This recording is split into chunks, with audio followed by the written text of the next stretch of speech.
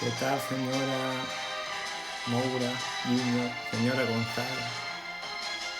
¿Qué tal, Angélica? Bienvenida.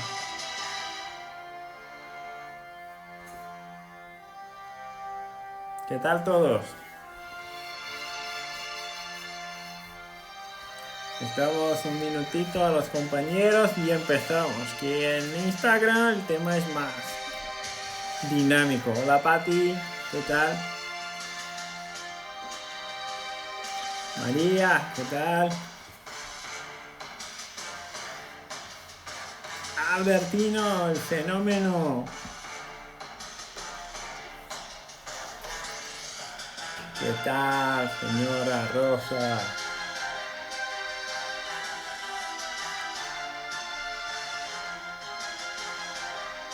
Vamos, ya, suficiente la música. ¿Qué tal, Gris? Muy bien. San Martín, ¿qué tal? Muy bien, muy bien. Bienvenidos todos, bienvenidos todos. Hemos tenido que aplazar el directo de ayer porque la peque está a tope. Sigue a tope. Si escucháis algo, seguramente es porque está de fiesta. Yo aquí ya escucho algo. Si vosotros escucháis algo, es porque está de fiesta con Ruby. Muy bien. Pues hoy es un tema muy interesante, bastante complejo y bueno, que hay un montón de cosas que decir sobre, sobre el síndrome premenstrual, ¿verdad? Entonces vamos poco a poco con las evidencias que tenemos, que no son muchas, bueno, son muchas, son variadas, pero son de múltiples características metodológicas. Entonces, cuando tienes múltiples estudios con una característica metodológica múltiple, en general se puede sacar menos conclusiones. Es decir, se sabe que algo hay, pero ¿qué es lo que hay de verdad? Es un poco más complicado. Entonces vamos a hablar un poco de sistema nervioso autónomo y síndrome premenstrual. Muy bien. Entonces, a tener en cuenta. Lo más importante para poder determinar si el sistema autónomo está de alguna forma interviniendo ahí o no es la historia clínica, ¿vale? Entonces antes de hablar un poco más específico de esto, voy a hablar de la conducción de la historia clínica para que tú tengas o llegues a la conclusión que sí, que hay algo o que no hay algo en el autónomo y que la alteración viene de otro sitio, no del sistema autónomo. ¿Ok? Porque, Luis, ¿no hay un sistema autónomo? Sí. Entonces, si hay una alteración, ¿el autónomo no estará alterado? Posible que sí. Pero si el autónomo es la causa o si es la adaptación, ahí es otro tema. ¿Me vais siguiendo? ¿Por qué, chatos? Vamos, el sistema autónomo, más que todo en la vida, ¿qué es? ¿El sistema autónomo qué es? ¿Un sistema de qué? Decidme vosotros. Dame corazoncitos, por favor, para alegrar el mío. Y decirme vosotros, ¿el sistema autónomo qué es? Más que todo en la vida. ¿Un sistema de qué? Un sistema de respuesta. Perfecto, Fritil, perfecto. Un sistema de respuesta. Es decir, si una mujer tiene un síndrome premenstrual y el sistema nervioso autónomo está alterado y estará alterado en una gran mayoría, ¿esto qué significa? Que hay una solicitud por una hiperrespuesta. Esto es lo que tiene que estar claro. Es que el simpático está alto, el parasimpático está bajo. Sí, claro, el simpático está alto, el parasimpático está bajo o al revés. Pero esto es un sistema de respuestas. Si el simpático o el parasimpático están altos o bajos, es porque algo les está pidiendo para subir o para bajar. Esto es lo que hay que tener en cuenta antes de proponer la propedéutica a tu paciente, ¿vale? Entonces, la historia clínica te va a determinar esto en general. ¿Y qué se encuentra en la historia clínica de estos pacientes? Cambios, a menudo, cambios en la calidad del sueño, ¿vale? Esto es una de las principales características de estos pacientes. Cambios en la calidad del sueño. Esto de largo plazo. Cambio en la calidad del sueño de largo plazo. Es decir, es que, bueno, siempre he dormido 4, 5, a tope 6 horas a la noche. Algo así. O se duerme, pero se despierta por la mañana, pero ya está cansada. Hola Gonzaga, padre, ¿qué tal? El Almighty, el Todopoderoso, el Darth Vader está ahí. Mira, Gonzaga, padre, está ahí mirando a mí. Entonces, este es un punto interesante, el tema del sueño, de la calidad del sueño. ¿Sabéis por qué? Os lo explico. ¿Qué tal, Bego? Bienvenida. Os explico por qué el sueño es una de las características clínicas importantes para nosotros. Se han investigado ya con polisonografía, todo esto, estudios de la calidad del sueño en mujeres que tienen el síndrome premenstrual y mujeres que no lo tienen, ¿vale? A lo largo del ciclo menstrual, ¿no? En las distintas fases del ciclo menstrual. Y entonces, ¿vosotros qué creéis? Que al hacer el análisis de la calidad del sueño por olas electromagnéticas, ¿no? Que las mujeres que tienen síndrome premenstrual tienen la misma calidad de respuesta que las mujeres que no la tienen. ¿Vosotros qué creéis? ¿Que tienen la misma calidad o que no? ¿Qué creéis vosotros?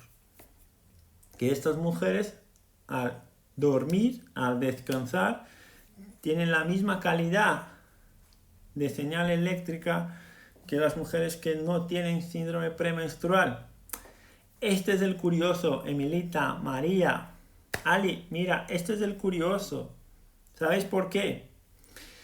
Porque el análisis de la calidad del sueño de estas mujeres, cuando le valoramos de una forma cuantitativa, cuando intentamos verificar por las olas electromagnéticas, por la señal electromagnética, es igual.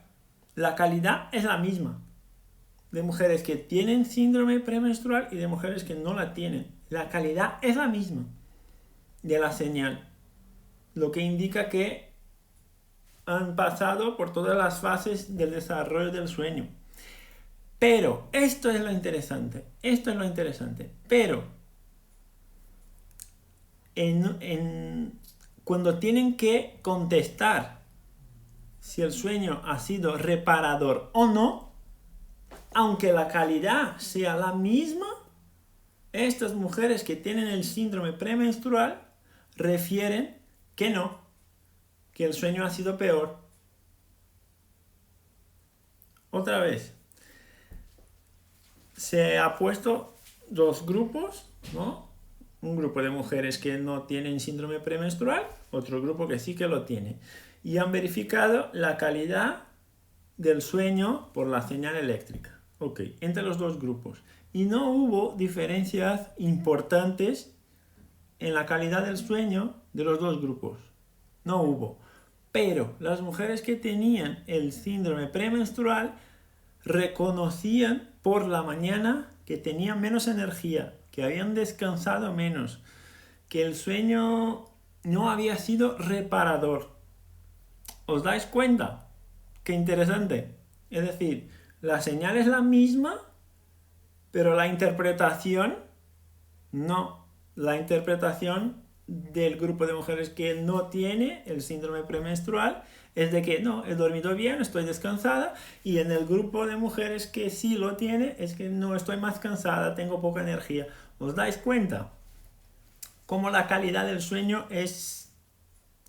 Y hay calidad dicho como interpretativo, ¿no? Esto es una interpretación de la paciente, no es verificado en la señal eléctrica. Un poco como hablamos también de síndrome del colon irritable, de las patologías funcionales de las cuales hablamos un montón, donde tú buscas una alteración del trofismo, una alteración de la anatomía, de la estructura de una víscera o de la columna, de lo que sea, y no la encuentras. Pero la interpretación cuanto al evento es distinta. Aunque la estructura sea la misma, aunque la respuesta en la prueba sea la misma, la interpretación del sistema es distinta. Esta persona se nota más cansada por la mañana, aunque tenga la misma calidad de la señal eléctrica. O sea, he pasado por todas las fases del sueño. Entonces, esto es muy interesante porque al final no es un neurotransmisor que falta, no es un neurotransmisor, no es una actividad neuronal ni nada de esto, es la interpretación. Y cuando hablamos de interpretación, ¿hablamos de receptores o hablamos de efectores? ¿De qué hablamos? ¿De receptores o de efectores? ¿De qué estamos hablando? ¿De señales de aferencias o de eferencias? ¿De qué estamos hablando? ¿De qué estamos hablando, chatos? Cuando hablo de percepción personal, ¿estoy hablando de aferencias o estoy hablando de eferencias? Si es percepción, tiene que ser receptor. Si es percepción, tiene que ser aferente. Es decir, algo en el receptor está alterado.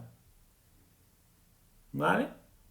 Algo en el receptor está alterado. ¿Qué receptor? No sé qué receptor. Cualquiera. Porque esto no se sabe. Se sabe que el receptor está alterado. Y ahora, en un poco más, cuando les enseñe el tema de la variabilidad y todo esto, nos daremos cuenta que el problema no es la respuesta, sino que la pregunta. ¿Vale? Albertino, hay mujeres que dicen que duermen 5 o 6 horas, que tienen energía por la mañana. Sí, perfecto. En general, esta no es la característica de una mujer que tiene el síndrome premenstrual. En general es una característica de una mujer que no la tiene. ¿Vale, Albertino? Entonces, el sueño es el punto 1. ¿Vale? Punto 2, de otras investigaciones que no están directamente dirigidas a la variabilidad. El sueño es el punto 1, porque sabemos que para tener una buena regulación del sistema autónomo necesito de calidad del sueño. Calidad percibida, ¿ok? 2. Hay estudios que sugieren, que indican que puede haber al final de la fase lútea, es decir, la fase premenstrual, que hay menos serotonina circulante en el cerebro. Hay estudios que sugieren, que indican, que proponen que hay menos serotonina circulante en el cerebro al final de la fase lútea, es decir, en la fase premenstrual. Y esto es interesante por dos cosas. ¿Qué dos cosas podemos relacionar al tema de la serotonina? Una de ellas, y la más clásica, ¿no? A la cual todos relacionan la serotonina. ¿Qué sistema está implicado cuando hablamos de serotonina? Hay múltiples sistemas, Luis, ok, pero el principal sistema productor de serotonina, ¿dónde está? ¿Cuál es el principal sistema productor de serotonina? Decidme vosotros. Me encanta la cantidad de corazoncitos. Me hace el mío latir más deprisa. El intestino, Gris, perfecto. ¿Vale? Entonces, el principal sistema productor de la serotonina, ya sabemos, de la serotonina circulante será el intestino. Entonces, si hay una disminución de la concentración de serotonina circulante en el cerebro, en la fase premenstrual, esto puede tener algo que ver con la producción. Fijaros, no estamos determinando nada, estamos proponiendo hipótesis, porque al final no hay una conclusión sobre esto. Pero para vuestra práctica clínica necesitamos de hipótesis, ¿no? Para que la cosa cuadre. Entonces, uno de los sistemas importantes del intestino por la producción de la serotonina. Esto puede ser una de ellas, ok, la serotonina. Y luego tiene que venir, ¿no? La serotonina tiene que subir, ingresar en el cráneo ahí por la vascularización y todo esto. Y luego esto tiene que convertirse en algo, ¿no? La serotonina tiene que convertirse en algo para que tú puedas dormir mejor, ¿sí o no? Brainstorming. Muy bien, señora Gonzaga. Vamos a tope para el examen. ¿No? La serotonina tiene que convertirse en algo, ¿no? Para que puedas dormir mejor. ¿Tiene que convertirse en qué? ¿En qué se convierte la serotonina para que tú puedas dormir mejor? Chatos, decirme. ¿En qué se convierte, se metaboliza, se modifica la serotonina para que tú puedas dormir mejor? Es estas pastillas que tú compras en la farmacia, ¿no? La melatonina, claro, necesito de la serotonina para hacer la conversión en... Necesito de la serotonina para hacer la conversión en melatonina. Claro, entonces ahí tenemos dos elementos importantes. Hola chato, ¿qué tal Julian?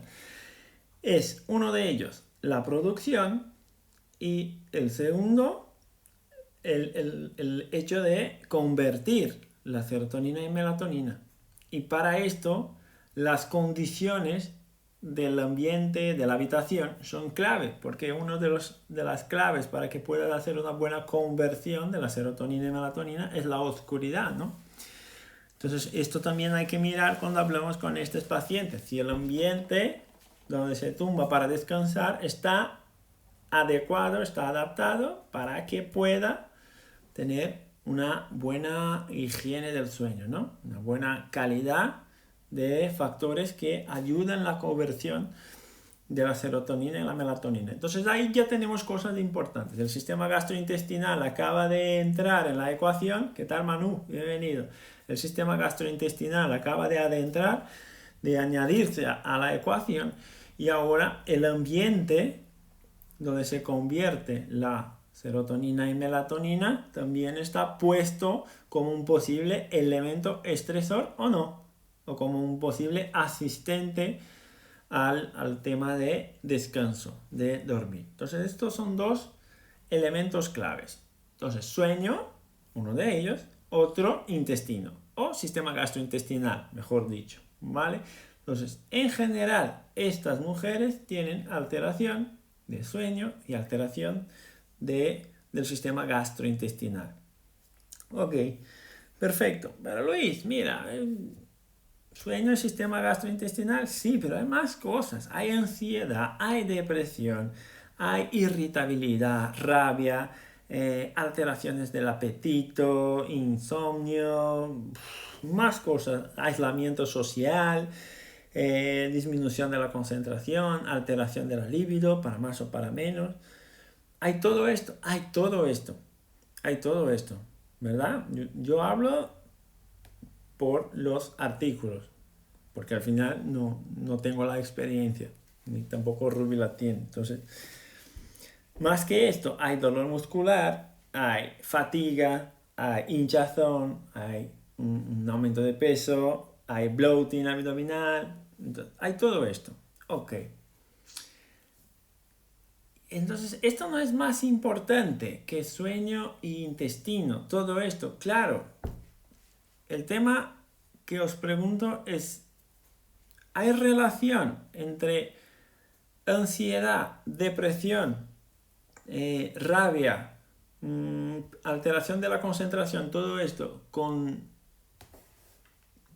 el eje intestino-cerebro, migraña? ¿Hay relación de todo esto con el eje intestino-cerebro? ¿Sí o no? Esta es la pregunta que os hago.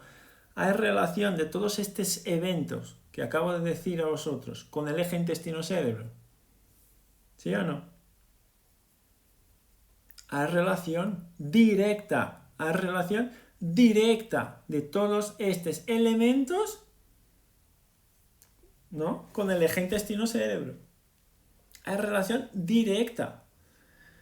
Aunque, bueno, Luis, pero si no es una mujer, si es un hombre, ¿ok? También tendrá relación el eje intestino-cerebro con todas estas afectaciones. Claro que sí, claro que sí. Entonces, estos son elementos que se suman a tu anamnesis, a tu exploración física, cuando vas a tratar a una paciente que sufre con síndrome premenstrual, ¿vale?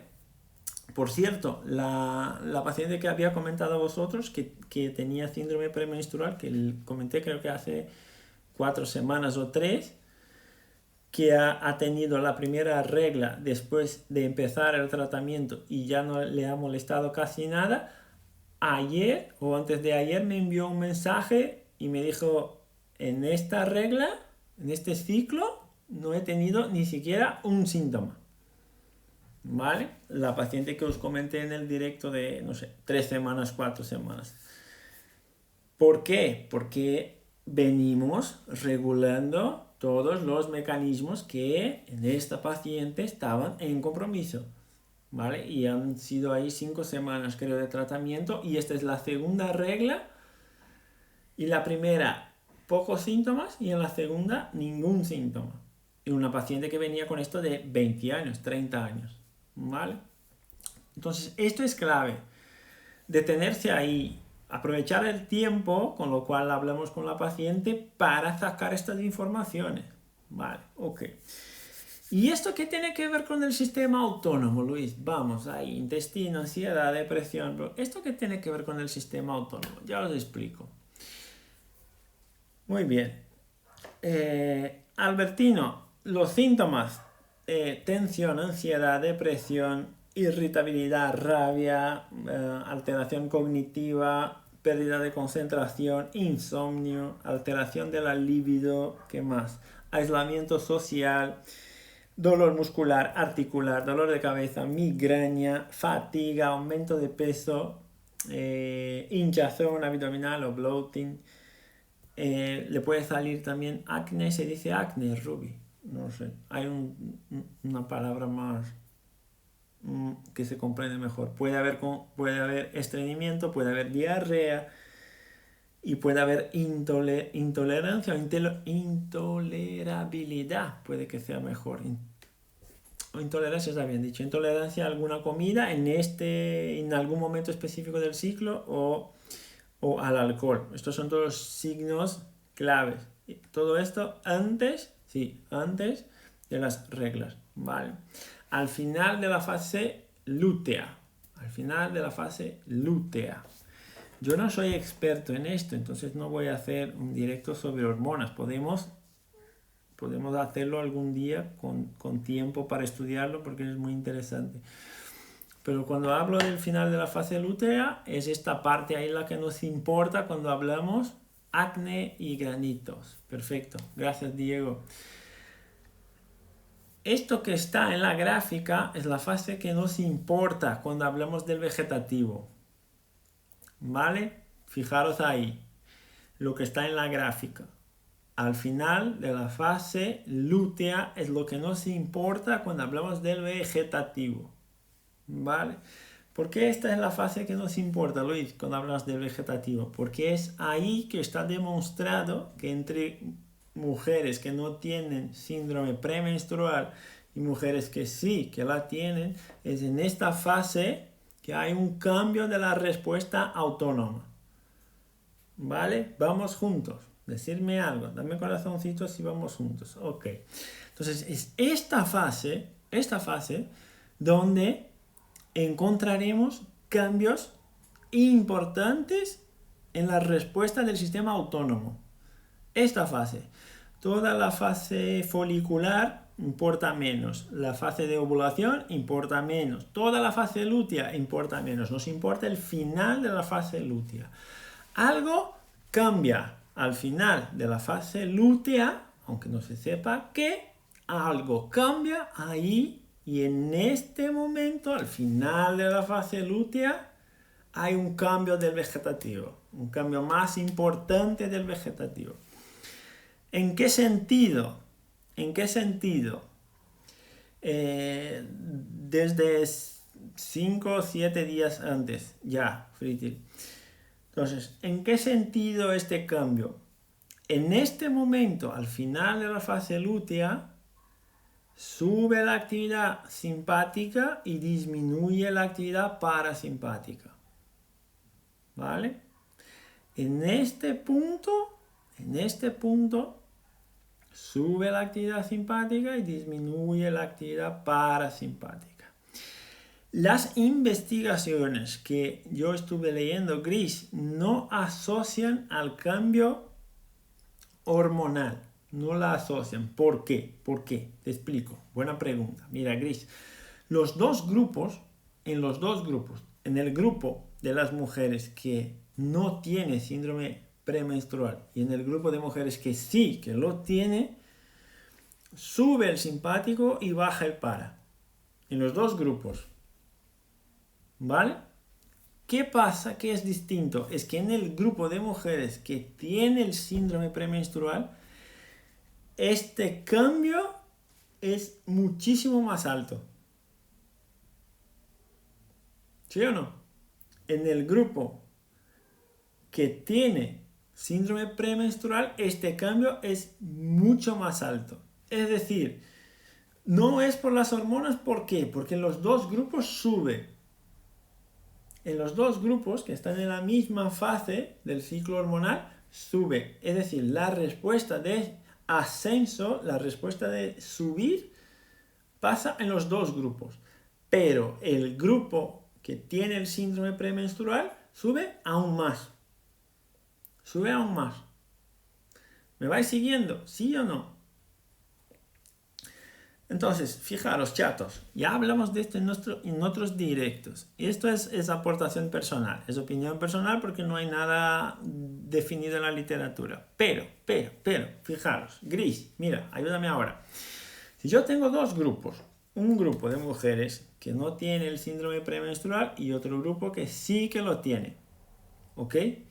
Y yo le doy a los dos grupos la misma hormona, la misma cantidad de hormona, y un grupo sube un poco y el otro grupo sube un montón.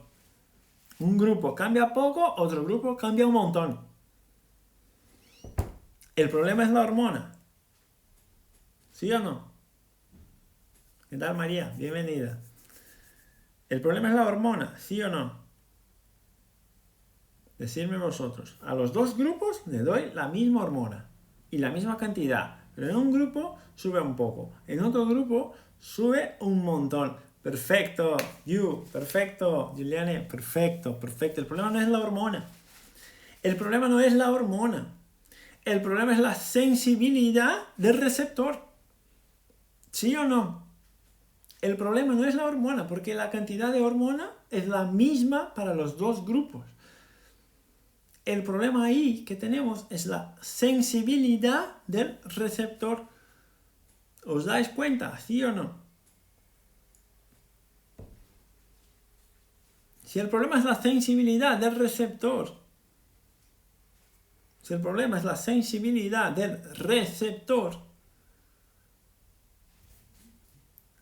el problema es que cuando yo recibo una información, se dispara una respuesta que está muchísimo más elevada de lo que de verdad debería estar.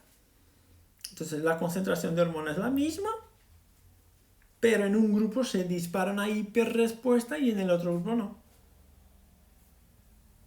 Es la sensibilidad del receptor. Y cuando el receptor es muy sensible, ¿qué pasa? Que pequeñas cantidades de estímulo generan una hiperrespuesta. ¿Qué es la hiperrespuesta en esta situación? Un aumento importante del tono simpático y una disminución importante del tono parasimpático. ¿Sí o no? ¿Sí o no? Decidme vosotros.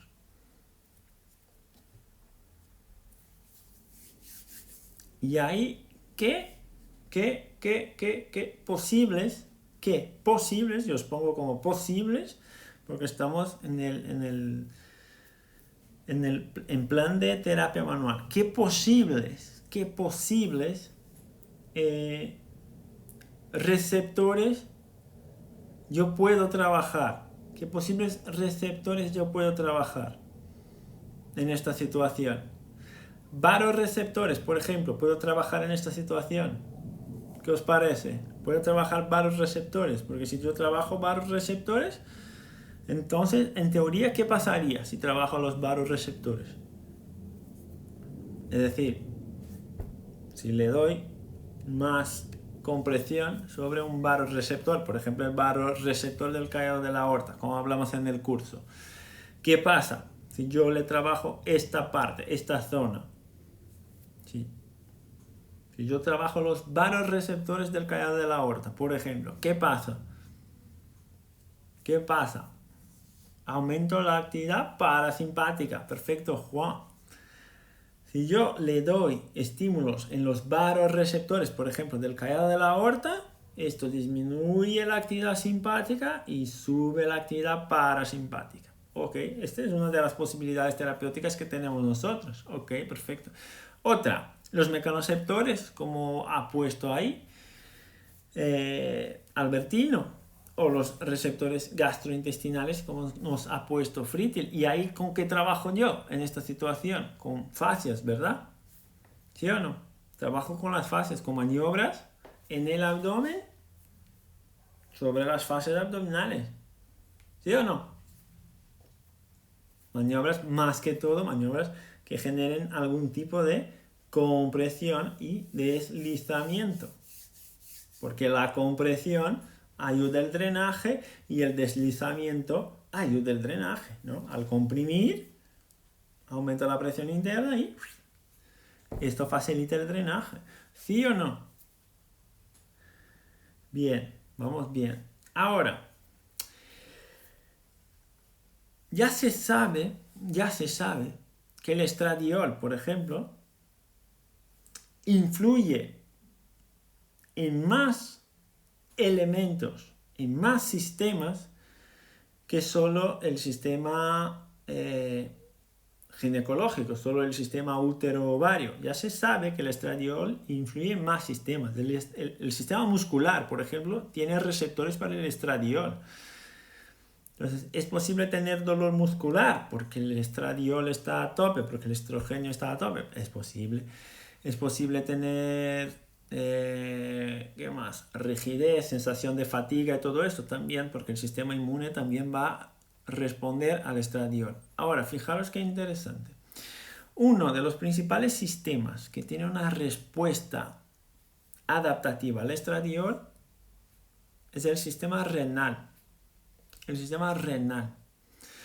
Una de las respuestas a la hiperexposición, si es que se puede decir así, de la hiperexposición o de la hiperconcentración de estradiol circulante en el cuerpo, en los riñones, una consecuencia a largo plazo puede ser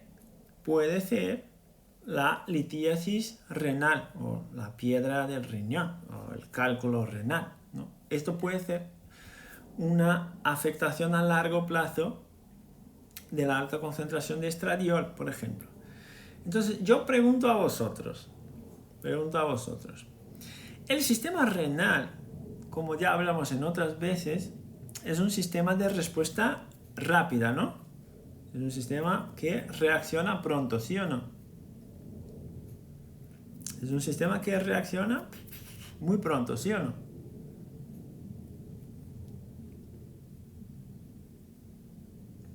Perfecto. Entonces, si es un sistema que reacciona pronto, ¿tiene algo que ver el sistema renal con la activación simpática en la periferia? ¿Tiene algo que ver?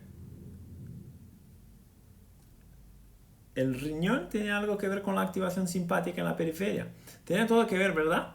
Todo que ver. Ok. Pero estamos hablando ahí de estrógeno, del estradiol. Ok. Estamos diciendo que el estradiol influye sobre el sistema renal. Ok. Es un sistema de respuesta rápida, lo activa más. Ok, perfecto.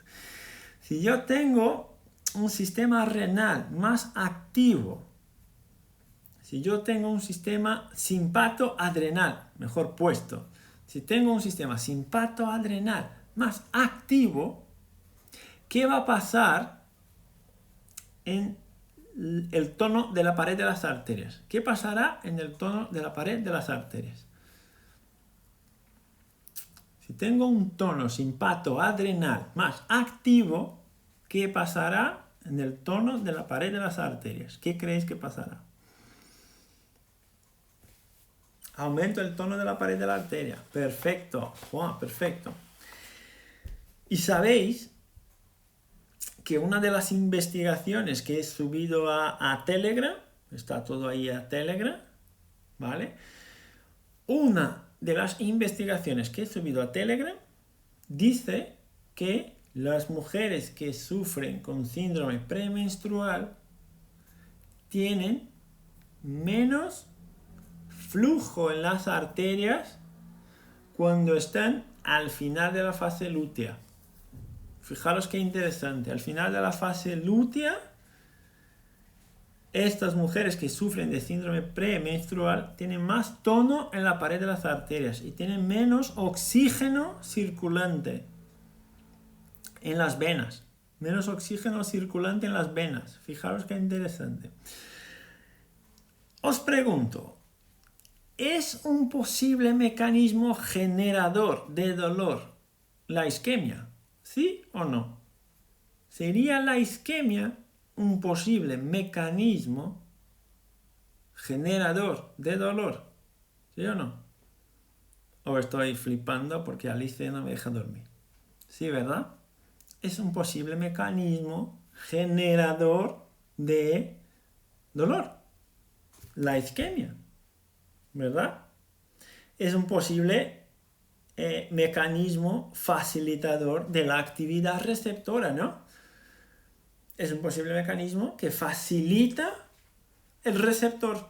Entonces, en estas pacientes que tienen este dolor o tienen el síndrome premenstrual, ¿qué es lo frecuente? ¿Qué es lo común? Que al palpar el abdomen, cuando hago una pequeña presión sobre el abdomen, aunque sea una pequeña presión, ¿cuál es la respuesta del paciente cuando esto pasa? ¿Cuál es la respuesta del paciente cuando esto pasa? Cuando yo le comprimo, voy a hacer una maniobra sobre el abdomen, un masajito, lo que sea. ¿Cuál es la respuesta? Es una respuesta de, qué gusto. Dolor.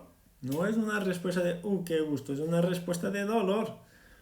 Perfecto, chatos, un clavado. Como hablamos en el curso, es una respuesta de hiperalgesia. Claro, o incluso, aún peor, puede ser alodinia. Pero es una hiperrespuesta del receptor. ¿Me va siguiendo o no? Es una hiperrespuesta del receptor por un posible conflicto isquémico cuando estoy ahí al final de la fase lútea. Al final de la fase lútea. Ok. Entonces la isquemia es un posible mecanismo generador de dolor. Y si esto es verdad, yo no estoy diciendo que es verdad, estoy diciendo que las investigaciones indican que hay este cambio. Si hay una terapia eficiente para revertir todo esto, aún no hay. Pero nosotros tenemos que trabajar con las hipótesis para generar investigaciones. Esto es lo que hacemos. No clavamos que se manipuló la transición torocolumbar, le va a mejorar al paciente. No clavamos esto. Investigamos y verificamos si esto es verdad o no. Pero esto está ya verificado en la literatura científica. Ok. Entonces, bien. Si hay un conflicto isquémico, esto puede generar dolor. Está perfecto. Ahora, puede haber conflicto químico. ¿Sí o no? En el abdomen. Seguimos con el abdomen. Puede haber conflicto químico. El hígado tiene papel en la equilibración. También el hígado también participa. También participa. El hígado también es importante para el metabolismo de esto todo. Y el hígado también es sensible al estradiol. También lo es. Perfecta aportación. Entonces, mira, puedo tener una alteración isquémica. La alteración isquémica ya puede generar dolor. Solamente esto. Pero, la reacción isquémica es una posible, Albertino, posible reacción a la hiperactividad simpática. Posible. ¿Vale? Entonces, pero ahora con el químico. Una de las características de las mujeres que tienen síndrome premenstrual en el abdomen, ¿qué es? ¿Qué es? Cuando están ahí cerquita de las reglas, ¿qué es la característica? en el abdomen, una de las quejas. ¿Hinchazón abdominal? ¿Sí o no? Puede ser. No sé, si no cuadra, o sea, si la hinchazón abdominal no cuadra, decirme por favor, que ahí me equivoco. La hinchazón abdominal es algo que pasa, el bloating es algo que pasa a menudo. Claro, ¿verdad? Perfecto. Entonces, si hay más concentración de líquidos, si hay más concentración de líquidos en esta zona, si hay más dificultad de drenaje de esta zona, esta concentración de fluidos, esta concentración de líquidos en el ambiente abdominal puede generar un conflicto químico y el conflicto químico ser un posible generador de dolor, ¿sí o no? Esta es la pregunta. ¿Puede este conflicto químico ser el posible generador de dolor? ¿Sí o no? Decirme algo o no decirme nada. Dame corazoncitos y ya me vale. ¿Sí o no? Claro que sí, chato, claro que sí, claro que sí. El bloating, la hinchazón, ya puede ser el conflicto químico que está generando toda la molestia. Entonces ahí ya os dais cuenta, ya tenemos dos mecanismos, chatos. Un mecanismo isquémico, que puede estar generando esto, y un mecanismo humoral. ¿Sí o no? Tenemos un mecanismo isquémico que puede estar generando esto y un mecanismo humoral que puede estar generando esto. ¿Sí? Son dos mecanismos alterados. Y más que esto, hemos dicho antes, y hemos dicho nada, yo no dije nada, vosotros lo han dicho. Antes que esto, hay una hipersensibilidad del receptor, ¿no? Cuando yo le palpo, ¿qué pasa? ¿Qué me molesta? ¿Sí? Yo me recuerdo haber dicho al principio del directo que como aportación personal que si damos la misma cantidad de hormonas para un grupo y para otro y un grupo reacciona más que el otro, que esto podría tener algo que ver con el receptor, ¿no? Hemos dicho algo así, o me equivoco. Sí, ¿verdad? Hemos dicho algo así, claro, claro. Entonces, todos los receptores, chatos, todos los receptores están hipersensibles. Hipersensibles. Ok. Y a ver si cuadro más cosas. Hipersensibles. Ok. Luis, pero es esto. ¿Y por qué cambia? ¿Por qué cambia el comportamiento? ¿Por qué cambia el comportamiento? ¿Por qué cambian las emociones? ¿Por qué cambia el control cognitivo? ¿Por qué cambia la concentración? ¿Por qué cambia todo esto? Ya hemos dicho, ¿no? Otras veces que mucho de lo que pasa en el comportamiento, en la actitud, viene de la química interna del cuerpo.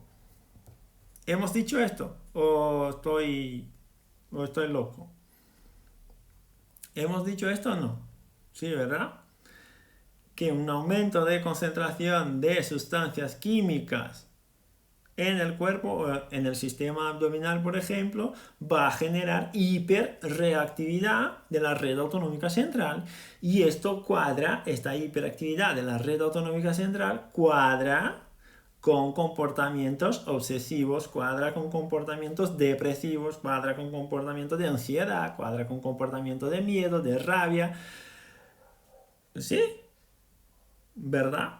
Es un mecanismo, parece claro. A mí me parece claro que es un mecanismo, porque esto también pasa a hombres que no tienen síndrome premenstrual. Es decir, ¿hay un posible mecanismo común? Claro que hay un posible mecanismo común, con todas las diferencias que hay, obviamente, en la descarga de hormonas y todo esto, pero hay un mecanismo común. Hay una hipersensibilidad del receptor. ¿Y qué pasa? Que cerca del momento de llegar la menstruación, de llegar la regla, este sistema que está hiper reactivo recibe una información y ahí ya no es capaz de adaptarse a ella y empieza a generar todo el cambio de síntomas que verificamos en los días anteriores a las reglas. Es por la hiper respuesta del sistema. Entonces, la pregunta que tengo que hacer, que es la pregunta del día. ¿En qué momento tengo que tratar este paciente, chatos?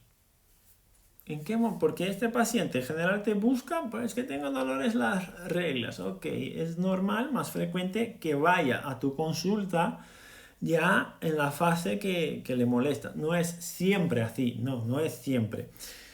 Pero es más frecuente que te busquen cuando haya molestia, ¿no? Entonces, ¿cuál es el mejor momento para tratar este paciente?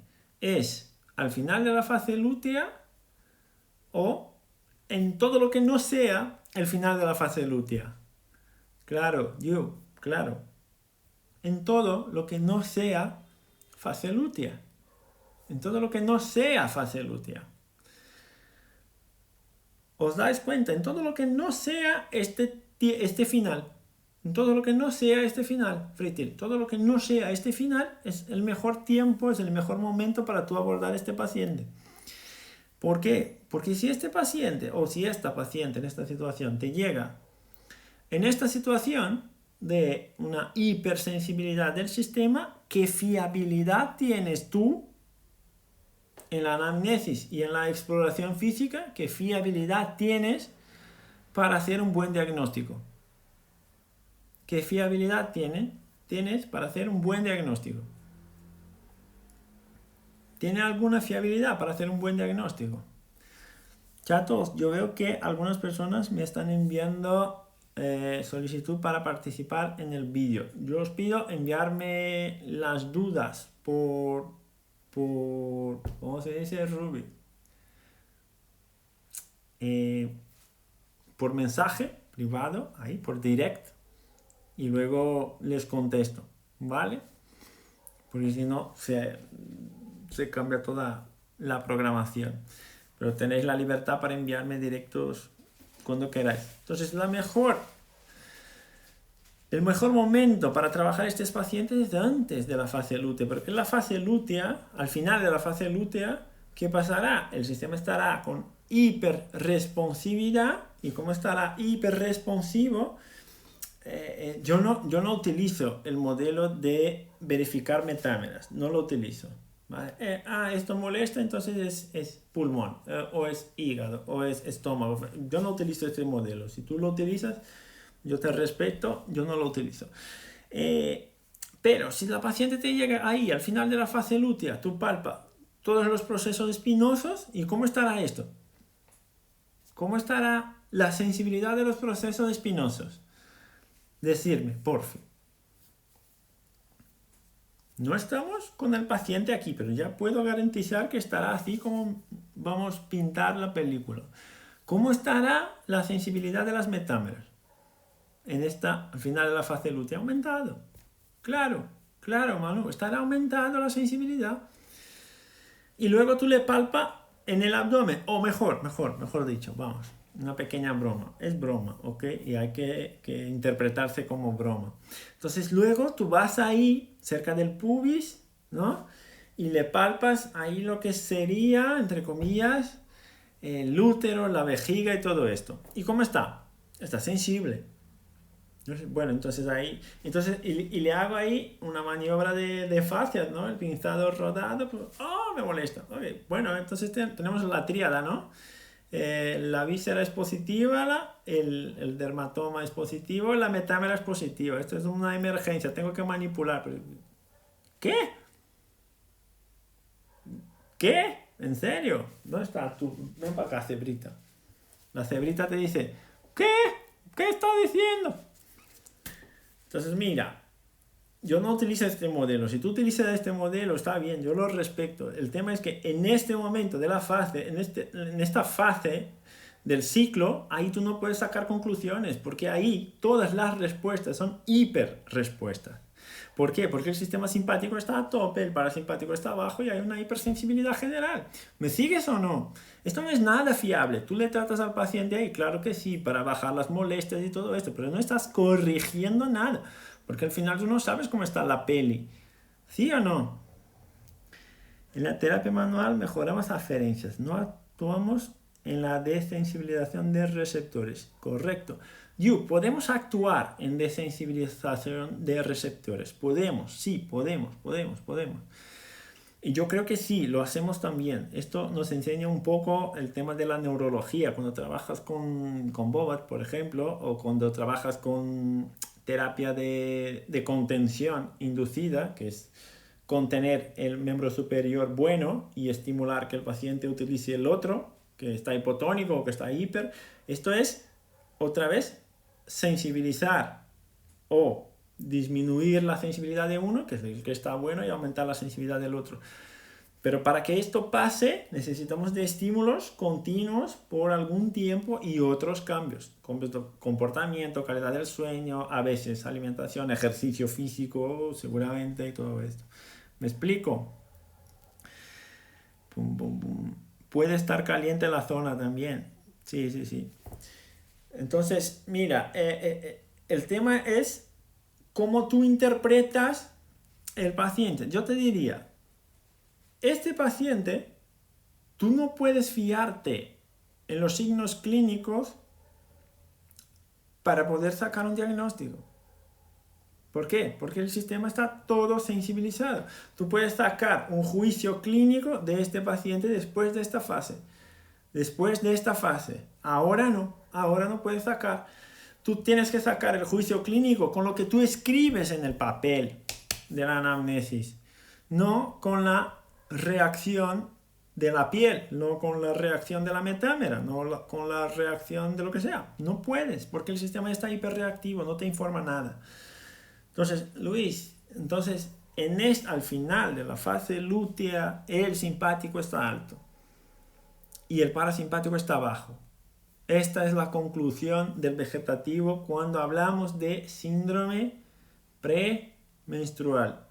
¿Está alterado el vegetativo a lo largo de todo el ciclo? No, está alterado el vegetativo en esta fase. Aún así, con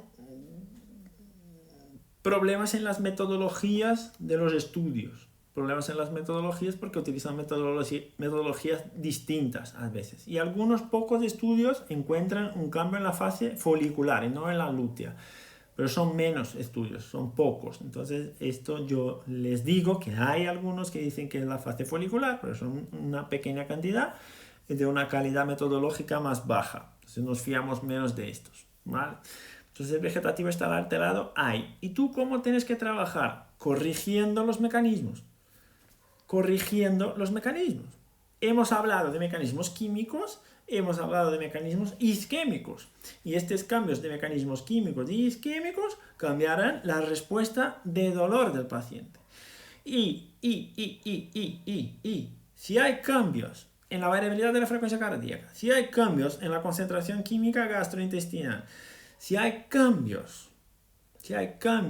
hipoxémicos, ¿cómo estará afectado el cerebro? ¿Cómo estará afectado el sistema simpatoadrenal? Mejor dicho, vamos al sistema simpatoadrenal otra vez. ¿Cómo estará afectado el sistema simpatoadrenal? Pero Luis, ¿qué tiene que ver el simpatoadrenal con el útero y con el ovario? Todo, tiene que ver todo con el útero y con el ovario, porque el sistema simpatoadrenal es lo que dispara la respuesta simpática que va a hacer vasoconstricción. Es el sistema que genera la hiperreactividad. Por ejemplo, ¿es el sistema simpatoadrenal que inerva el sistema inmune o no? ¿Es el sistema simpático que está bajo control del sistema simpatoadrenal que activa el sistema inmune? ¿Sí o no? Claro, que activa el sistema inmune. Es decir, aumento de concentración de marcadores proinflamatorios, posible disminución de oxigenación, ¿no? ¿El vago cómo estará? ¿Cómo estará el vago? ¿Aumentado o inhibido? Inhibido. Si el vago está inhibido, chatos, si el vago está inhibido, ¿cómo está la suprarrenal? Si el vago está inhibido, ¿cómo estará la suprarrenal? La suprarrenal está tope. Está a tope. ¿Y el eje HPA, chatos? ¿Cómo estará el eje HPA? A tope. Todo lo que es sistema simpático estará a tope. Y se explica de forma muy sencilla. Hay una hiperreactividad de los receptores. Se explica de una forma muy sencilla. ¿Y qué mecanismos están implicados ahí, Luis? El mecanismo isquémico y el mecanismo humoral. Hay un doble mecanismo que está atrapado ahí. Entonces, yo puedo trabajar maniobras para mejorar el deslizamiento de las fascias del peritoneo, de las fascias abdominales, de las fascias de la pelvis, para facilitar, para darle libre tránsito a la sangre, para que drene mejor y para que lleguen más nutrientes en el local. Claro que sí, debe de hacerlo, que no sea en la fase lútea, al final de la fase lútea, que molesta muchísimo, debe de hacerlo, aunque no hayan síntomas.